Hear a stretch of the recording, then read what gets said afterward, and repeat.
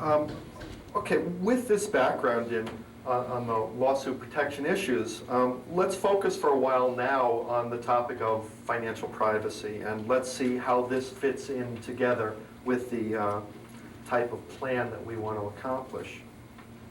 Financial privacy is a topic that's been in the news a lot lately, and the reason for this, and the reason why it's been such an important topic lately, is that advances in computer and internet technology make it easier than ever for someone to find out the details about your personal and your financial life. Almost everything that you would not want others to know is now easily accessible on the internet.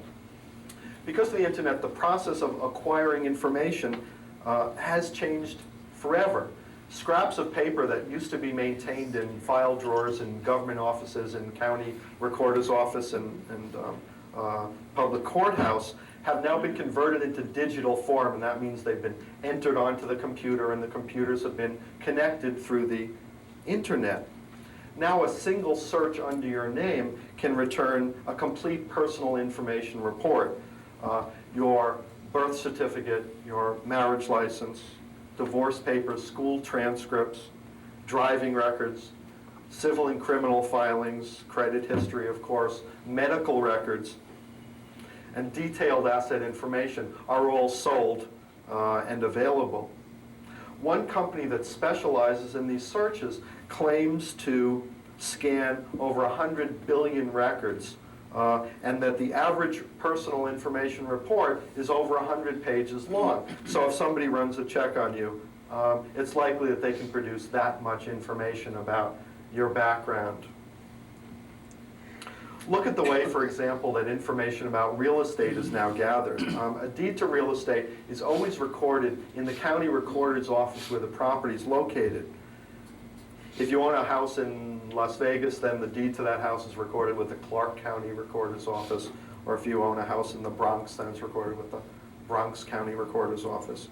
And until just a few years ago, those deeds were not, somebody investigating to find out what you own had to physically go to each of the recorder's offices, each of the county offices in the country, in order to look up and see whether there was a deed to your name in that county. He had to physically go there and manually search the records if he wanted to find out about your property. And unless he knew where to look, a search like this was typically very time-consuming and expensive, and property was most often missed. But now, almost every county recorder's office has put the deeds up on a computer, and the computers have been connected into a national database, so that property that you own in Hattiesburg, Mississippi, or Greenwich, Connecticut, will show up in a single search under your name. And anyone can now access a complete list of the property that you own, the amount of the mortgage on it, and most likely an estimate of the value. So it's clear that real estate is something that's quickly and easily accessible and discovered. What about bank accounts and brokerage accounts? When Peter and I started writing the book, The Privacy Plan, we saw hundreds of advertisements on the internet for companies that claim to be able to do asset searches and uncover bank accounts, brokerage accounts, safety deposit boxes, even foreign bank accounts. After seeing these ads, we were eager to test out and find whether they could really get the information, because as far as we knew, there is no national database with account information, no central file containing everybody's account number. So we're interested to see if the investigators could really locate bank accounts and brokerage accounts in the safe deposit boxes.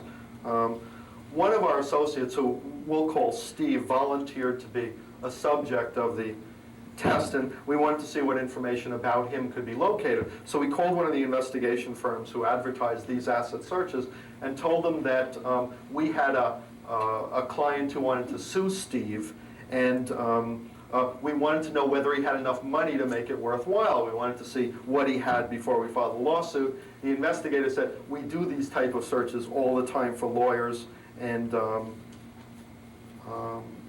said that they would charge us $400 and go do the search. We repeated this test. We wanted to see whether they could do it over and over again, because we had to be very sure about what we were talking about when we did the book, we repeated the test with a variety of willing subjects and different investigation firms. And in every case, all real estate and bank accounts and brokerage accounts were uncovered. And we knew that they were getting them all because we had the subjects there to verify that those were all the accounts that they had and that the balances were correct.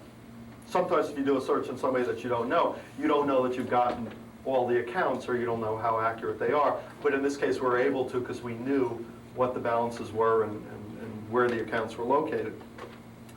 In the book, The Privacy Plan, which we've given to you all, we discuss exactly how the investigators find out this stuff.